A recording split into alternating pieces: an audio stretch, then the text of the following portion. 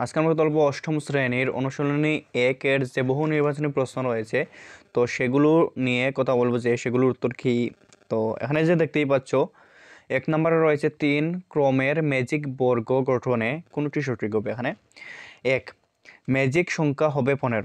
অবশ্যই ম্যাজিক সংখ্যা হবে ১৫। তোমাদেরকে আমি দেখিয়েছিলাম যে একটি তো এইবার আমি ৩ অঙ্কের একটি ম্যাজিক বর্গের মতন আঁকে নিলাম। আর সবসময় তোমরা ৩ অঙ্কের ম্যাজিক বর্গের দেখবে যে মাঝের জায়গায় হবে ৫।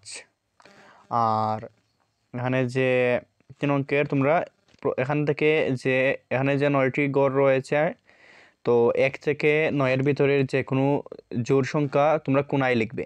এখানে আমি প্রথম কোণায় লিখব এই যে ২ জোড় সংখ্যা। তারপর এখানে আমি লিখে নিব ৬, ৪, তারপর এখানে ৮। তো আমি দিয়ে দিলাম। এইবার এখন আমি যোগ করব ৮, এদিকে যোগ করলে হবে ১৫, এমন সংখ্যা এখানে বসাতে হবে। তাহলে ৮, ৯, ১০, তাহলে এইটার এটা যোগ করে হচ্ছে ১০।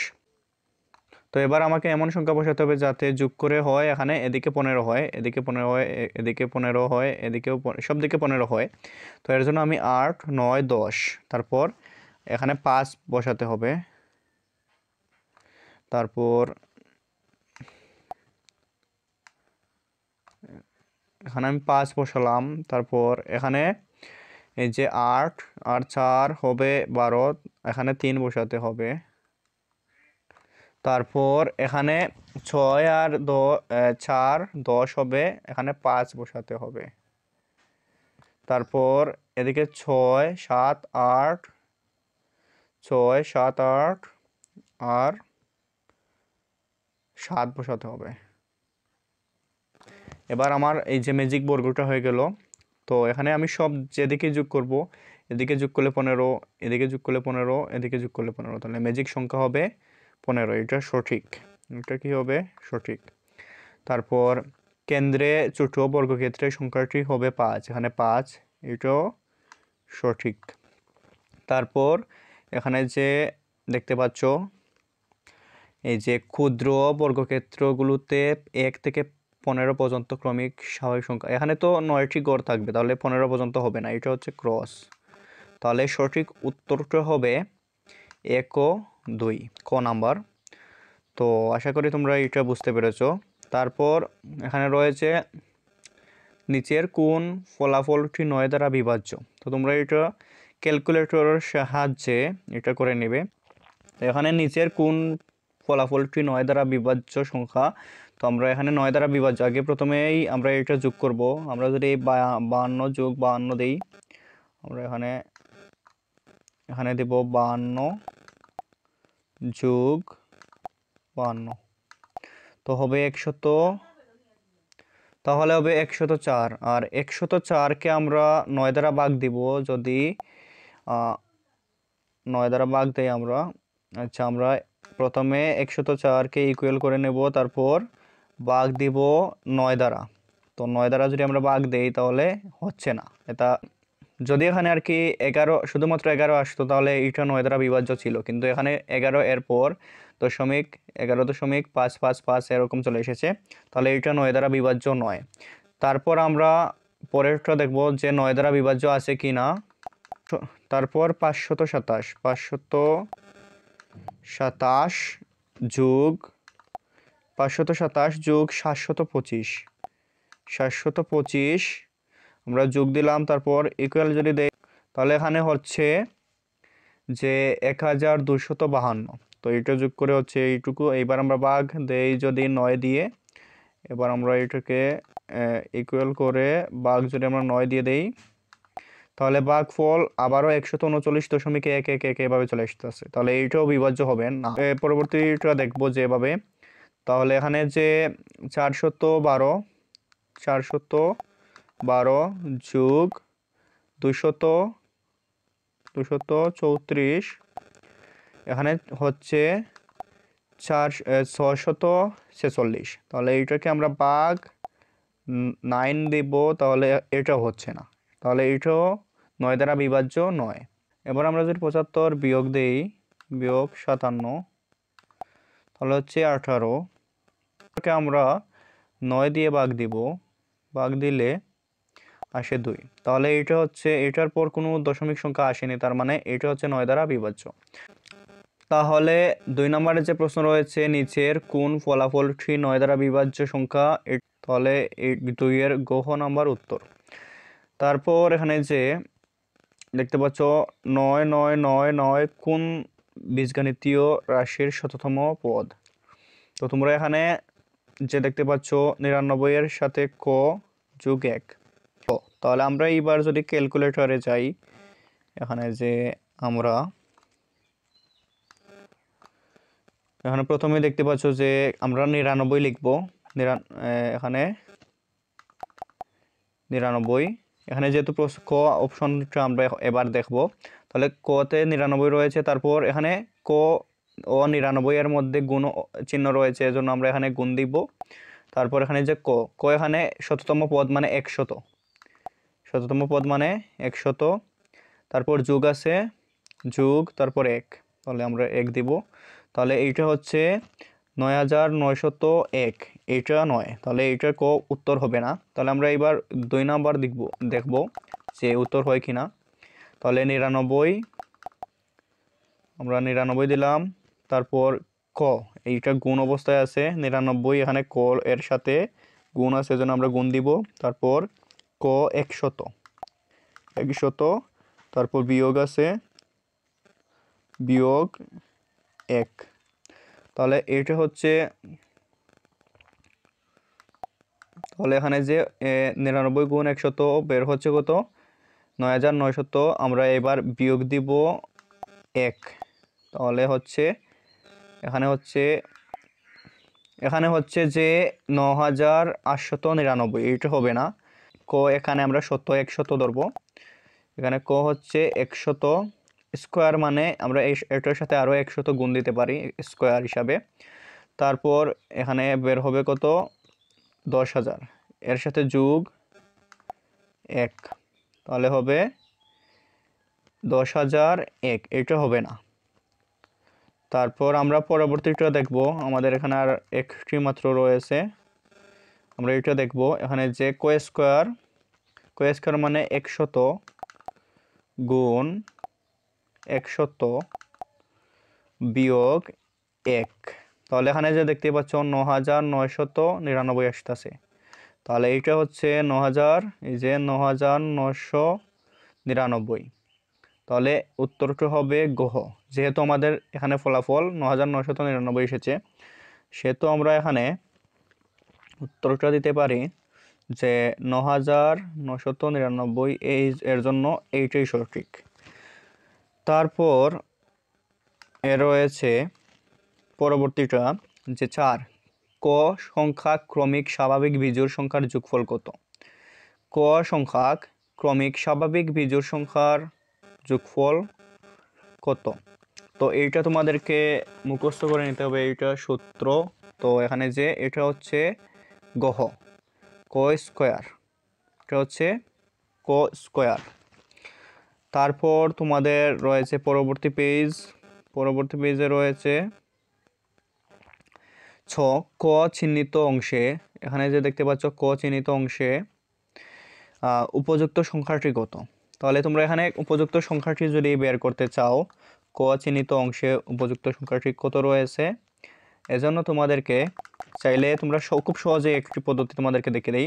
এখানে যে 12 দেখতে পাচ্ছ, প্রথমে তোমরা 12 লিখবে, তারপর যোগ করবে, তারপর 19 যোগ করবে, তারপর 14, তারপর 14, 45। এখানে তোমাদের কত হচ্ছে, এখানে তোমাদের হচ্ছে 40, এখানে 45 হচ্ছে, এখানে হচ্ছে 45। তাহলে এখানে কি, এখানে তোমরা এদিকটা যোগ করার পর হচ্ছে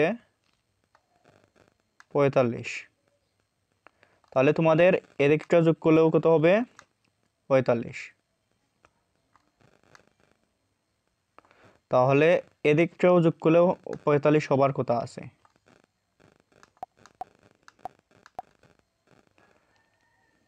এদিকটা যোগ করলেও তোমাদের 45 হওয়ার কথা।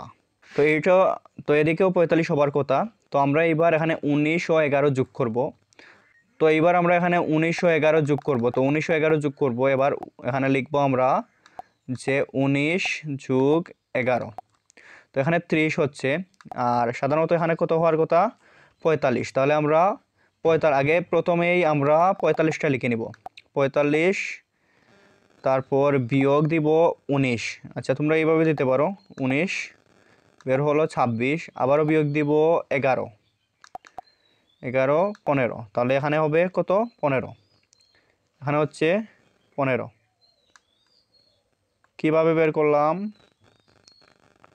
আমি তোমাদের এই যে এইটা বিয়োগ যোগ করার পর হচ্ছে 30। তাহলে 30 থেকে আর এইটা সব এদিকে সব যোগ করার ফলে 45 হওয়ার কথা। তো আমরা 45 থেকে যেহেতু 19 ও 11 যোগ করে হচ্ছে 30, এজন্য আমরা এখানে 30 বিয়োগ দিতে পারি, তাহলে 15 হয়ে যাচ্ছে। এজন্য এখানে এটা হবে 15। আর এখানে যে ক চিহ্নিত স্থানে উপযুক্ত সংখ্যাটি কত? তাহলে 15 হবে। ক চিহ্নিত স্থানে সংখ্যাটি হচ্ছে 15। আশা করি তোমরা এটা বুঝতে পেরেছো। তারপর 7, ম্যাজিক বর্গটির ম্যাজিক সংখ্যা কত? তাহলে ম্যাজিক সংখ্যা বলতে এখানে এই যে যোগ করার পর এদিকে অথবা যে কোনো জায়গা দিয়ে যোগ করার পর কত হবে? এখানে হবে 45। এটার গহ উত্তর হবে। তারপর রয়েছে, তো এবার এখানে যে প্রথম 3টি বিজোড় স্বাভাবিক সংখ্যার যোগফল একটি পূর্ণবর্গ। আচ্ছা, আমরা প্রথম 3টি বিজোড় স্বাভাবিক সংখ্যার যোগ করে নেই। তো প্রথম 3টি বিজোড় স্বাভাবিক সংখ্যা কি কি আছে?